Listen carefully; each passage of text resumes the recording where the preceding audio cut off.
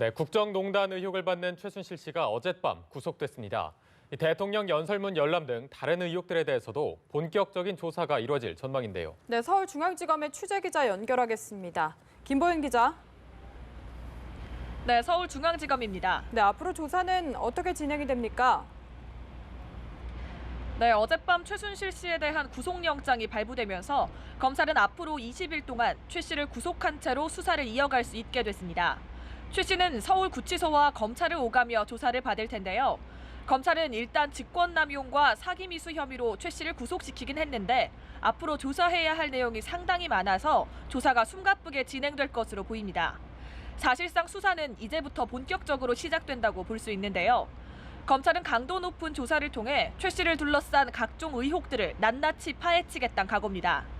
이에 따라 검찰은 앞으로 최 씨의 대통령 연설문 열람 등 국정농단 의혹과 딸 정유라 씨의 이대 부정 입학 의혹 등에 대해서도 본격적으로 수사해 나갈 계획입니다. 검찰 조사에서 줄곧 자신의 혐의를 부인하던 최 씨가 어제 영장심사에서는 무리를 빚었다며 판사 앞에서 눈물을 흘린 만큼 앞으로 최 씨가 어떤 태도로 수사에 응할지도 주목됩니다. 네, 한편 최 씨와 함께 미래와 K스포츠재단 기금에 강제 모금 혐의를 받고 있는 안종범 전 청와대 정책조정수석도 수사의 핵심이 될 것 같은데요. 이 검찰은 오늘 중으로 안 전 수석에 대한 구속영장도 청구할 방침이라고요.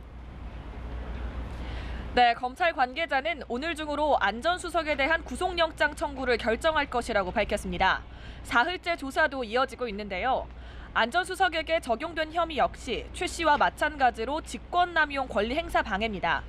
검찰은 안 전 수석이 최 씨와 공모해서 미르 K스포츠재단에 대기업이 800억 원에 가까운 돈을 출연하도록 강요한 것으로 보고 있습니다.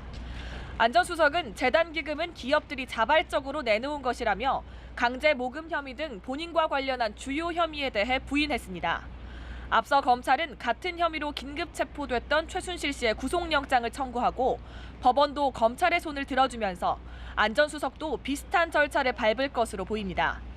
특히 재단 모금 과정의 배후 세력에 관한 안 전 수석의 진술이 미묘하게 달라지면서 그 사실관계에도 관심이 쏠립니다.